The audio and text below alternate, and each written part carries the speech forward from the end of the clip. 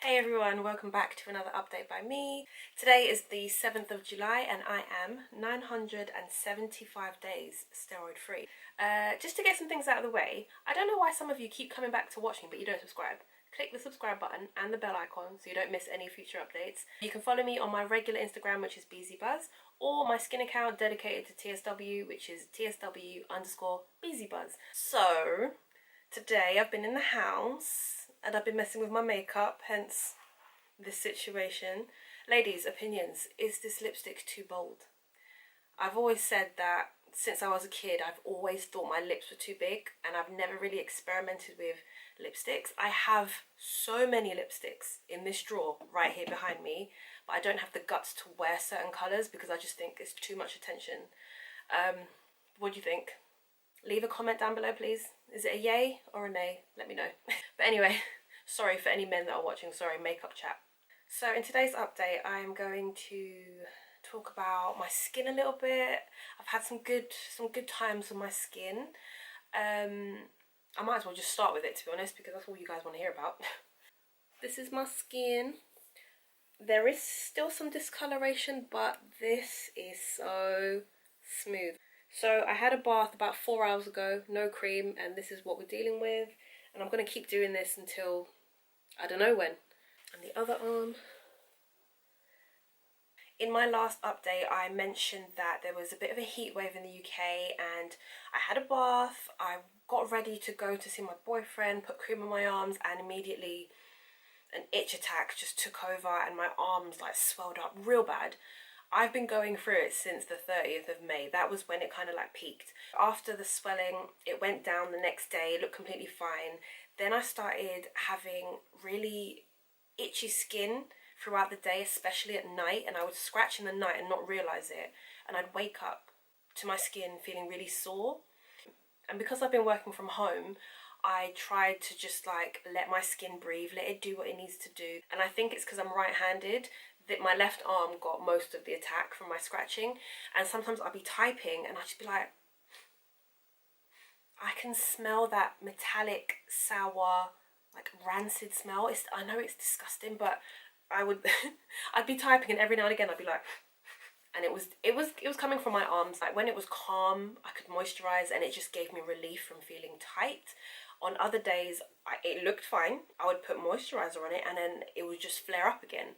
So I decided to leave it for a bit. And it wasn't until the end of June that I finally got my skin to a point where it was stable enough to do moisture withdrawal again. So the end of June, I was going through some stages, and by the end of June, my arms looked like this. And I call this the tree bark stage, you know, very dry. Not necessarily flaking, but just dry, and it looks wrinkly, like the moisture has been sucked from my skin. Yeah, that's my tree bark phase. Once I got it like that, that was it. I did not touch it. I didn't do anything to it. Once my skin got to that stage, I left it alone. I minimized my showers to every other day, and within 5 days, my arms looked like this. Now, in those 5 days, let me see how many times I showered. For anyone not going through TSW, this might sound disgusting, but we tend not to shower as often as regular people, e.g. every day, maybe twice a day. From the 30th of June to the 5th of July, I only showered 3 times. So that means in the space of 6 days, I showered 3 times. So that means literally every other day. My routine is, if I'm not going out, I am not showering.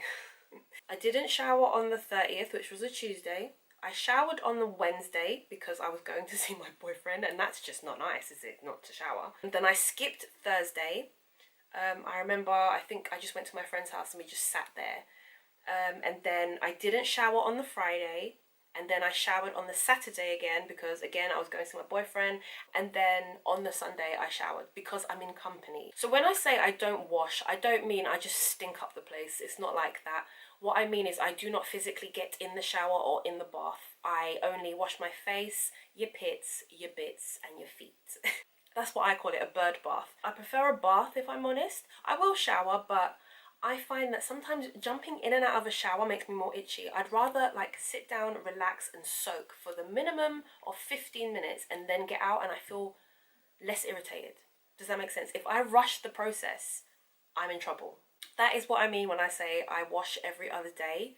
I wash every day, I just don't wash my whole body every day, right? That rule is broken if I am going out to see someone, because in company, let's not take the piss. If you look at the last picture from the 5th, my skin has that sheen again. You can see the gloss in my skin. That was with no moisturizer, no shower, no nothing. This is straight from waking. That is my skin. So that is where I stand on the whole moisture withdrawal thing. I don't do it all the time. I can't sit here and say that I have stopped using moisturizers. I haven't. I still use them on my face. Just to reiterate, I haven't done NMT, which is a very strict form of moisture withdrawal. I've only done moisture withdrawal in the sense of I stopped putting cream on the areas that need cream. So I'm going to talk about a product that has helped me quite a bit during these last 6 days that I've been doing the moisture withdrawal. Now, it might be a bit controversial because I do work for this company. I work for Evolve Organic Beauty, and I don't want this to come across like I'm trying to sell you a product, because believe me, if I didn't believe in the product, I wouldn't even mention it. So the product that's really helped me is the Topical Body Polish, and as you can see, I've got a massive supply. This is a spa size because I love it so much. This is 500 grams, which is huge, and I'm about a quarter of the way in. It's quite a deep tub.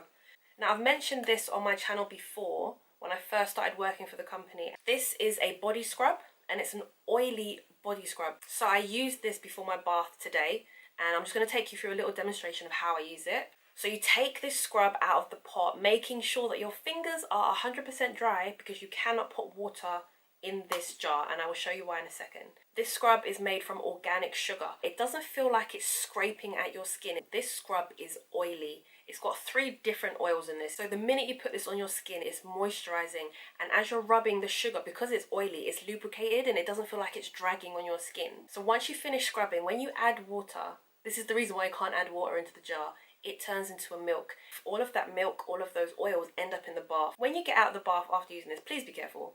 The bath is incredibly slippery because it's very oily, but the sugar does dissolve, so it's not that messy. This is what I've been doing for my arms. Every time I've got in the bath, before I've gotten in, I do a quick scrub of my arms and my chest area. Then I get in, rinse it off, have a soak in the oils, and then get out after about 15-20 minutes.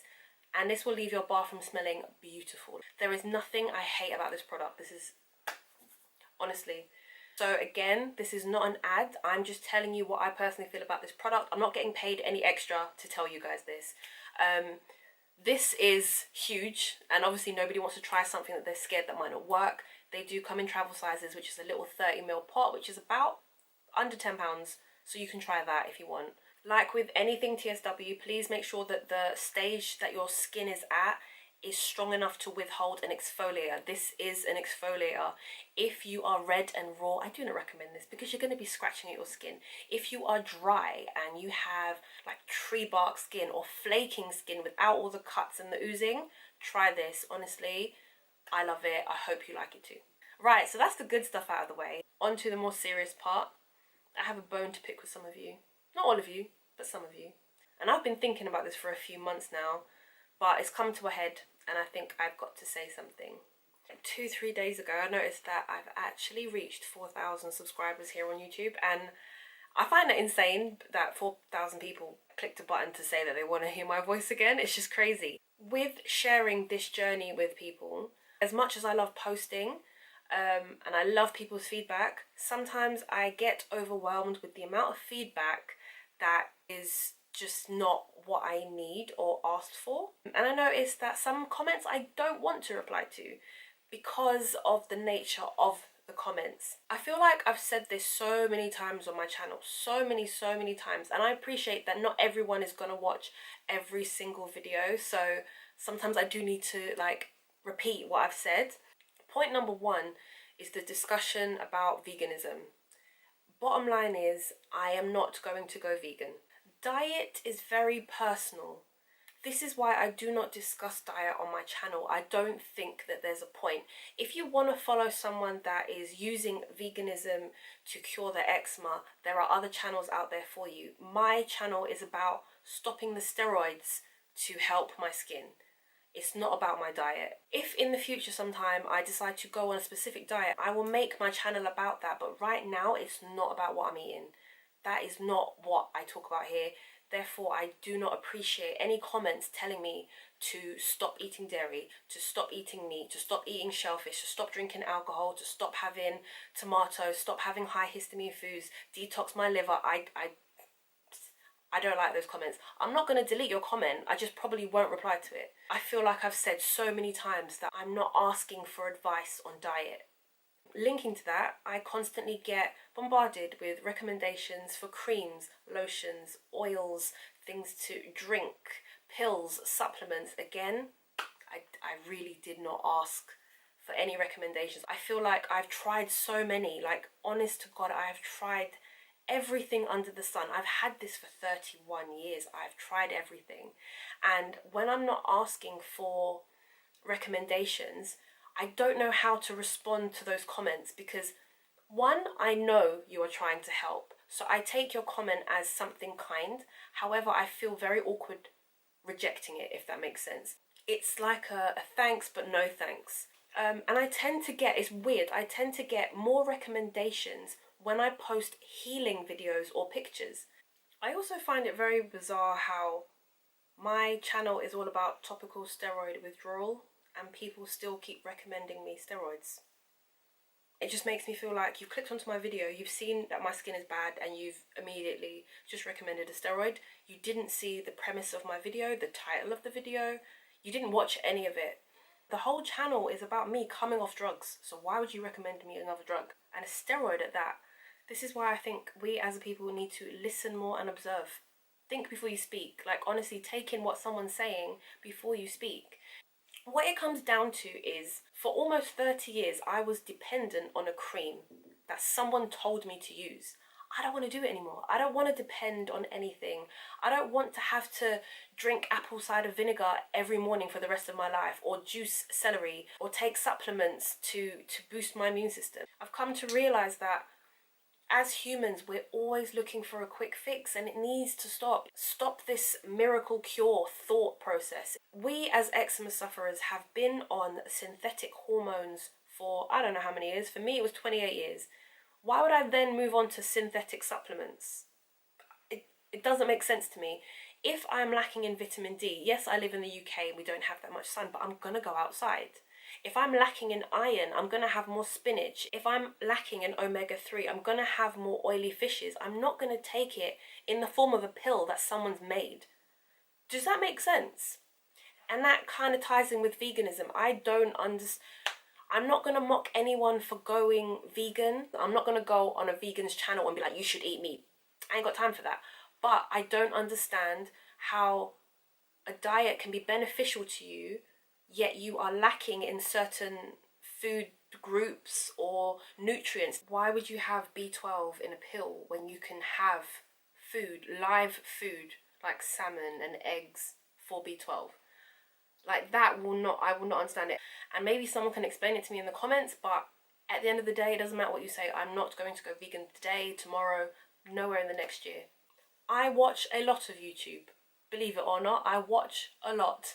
And when people recommend me certain YouTubers, I probably have seen them. Everyone was recommending me Rob Stewart. I did know who he was. And everyone's like, Rob Stewart went vegan and cured his eczema. That's great. But what diet is he on now? That's a good point. What diet is he on now? The thing is, when you get caught up in all these wars about vegan, vegetarian, keto, meat only, there's going to be so much conflicting information out there. Like, I think Rob Stewart just put out a video saying why the medical medium is wrong about eggs. I ain't got time. I ain't got time to be thinking about who's correct about eggs. I'm just going to eat the eggs. And since when has it been okay to just come on someone's channel and just be like, you should go vegan? Like, you don't walk up to a Christian and say you should be Muslim. Like, it's got nothing to do with you. It's got absolutely nothing to do with you. It will not affect you in any way, shape or form. Just let it go. I understand I'm putting my journey out there onto the internet. It's going to get criticism. It's going to get opinions. It's going to get comments. But think about how you say things. Like, the pressure for me to go vegan is so great. Like, the amount of messages I get to go vegan is up here. but my willpower is here. I'm not going vegan, so you can stop messaging me. Another thing that happens when people recommend me things is that they seem to dismiss any allergies that I know I do have. So people have told me to celery juice in the morning. I'm allergic to raw celery. It's not the worst of my allergies, but it's not a comfortable feeling. It's a bit like my allergy to strawberries. It makes my gums throb. Anyone with a peanut allergy knows how serious that is. I have a story time. This one time, me and my friend, who I've actually met through TSW, Cassandra, we went to a restaurant in King's Cross, and we had steak and chips, and we both wanted dessert. I think we both wanted an apple something, an apple pie or apple crumble. So we just asked the waiter, does this apple crumble have nuts in it? And his response was, yes it does, but we can take them off the top for you. Me and Cassandra looked at each other and we're like, no, that's not how this works. You don't just pick off nuts off a dessert and give it to someone with a nut allergy. That is not how it works. We ended up having to get a different dessert, but as a waiter, to say that, I'm sorry. Why do you not take me seriously? Because I will die in your restaurant and you will get sued, and then who's laughing now? Well, not me, because I'll be dead, but one of the best restaurants I went to in regards to my allergy was this French restaurant where, I can't pronounce the name, I'm going to put the name here. My French is not very good. I haven't done it since year 11, but I've actually posted about this restaurant before. I think everyone should go. They give you steak and chips with this secret sauce, which is beautiful. And once you finish, they bring you your other half of your steak. So you basically get seconds. But we saw something we liked on the menu and we just didn't know if it had nuts in it. And we asked the waitress, who come in their little French maid outfits, can we have this? We have an allergy to peanuts, for example. This woman disappeared and came back with a hefty book with all of the allergens in it. And she sat down with us and she was like, look, you can have this one because it hasn't got this in it. If you're allergic to peanuts, you can't have this. That took, 2 minutes of her time? But that is what you call service. She was not ready to have someone die in her restaurant. And that's how you should treat people with allergies. If your allergies are very severe that you can't eat out, then obviously don't risk it. But my allergies, I've been fine for 31 years. And I'm not about to have a bloody anaphylactic shock because some guy puts almonds or peanuts in my dinner. I do get a lot of messages with people that are like really down about their skin. Trust me, I understand. I've been there. I've been in that place where I feel like I am never going to get better. This is going to be my life now and I'm just going to be in this dark place forever. But the way that I dealt with that was to join the TSW groups and vent. There was a lot of venting going on in the first year of TSW, I will admit that. And that is how I dealt with it. But I'm only one person going through this experience, so I can tell you what's happened with me, but I don't know all the answers. I don't know when you will heal. I can't tell you for certain when things are going to happen for you. I can only go off what happened to me. And that might be disheartening for some people. And it might seem that sometimes my messages are a bit blasé, but I can't give you an answer. And that is the same thing that I had to find out when I was going through my journey, that there was no end point to this journey. And it was just something you have to ride out. I guess certain boundaries need to be set where there is only so much that I can do. This might sound really selfish of me, but understand I'm not a doctor. I'm not a therapist. I'm not getting paid to be a therapist. You cannot dump that responsibility on me. Understand you need to take autonomy over your emotions and you need to express them in a way that's healthy. And I've seen some comments where people are, I don't know whether I should call someone for help. Do you know what I mean? And it's like, you've put me in a very hard position because I've made this channel to help, but sometimes I feel like I'm the one that needs help. I want to say it in the nicest way possible, but you can talk to me, but there's only so much I can do. And then it comes to a point where you have to take steps in finding a way of dealing with this situation. Like every message that I get, I do reply to. But lately, some of the messages are out of my control or out of my realm of what I'm allowed to do as just a random person on the internet. If you are feeling low, tell someone. And I don't mean me, I mean someone that you know or a doctor. please understand that I am just one person. I manage my YouTube and Instagram by myself. There's no one screening my messages. So I do get bombarded with a lot of messages. And if I don't reply soon, I promise I will get to you, but I might take some time. And I don't want to feel like something could ever happen to someone because I didn't respond fast enough, because that's not what I'm here for. So I'm going to leave this one here. I hope it wasn't too much of a Debbie Downer, but it do be like that sometimes. Some things need to be said because it gets exhausting, and trust me, TSW is exhausting in itself. I will see you in the next update, and maybe by then I might have passed 1,000 days. But I hope to see you in the next video, and I will see you next time. Bye.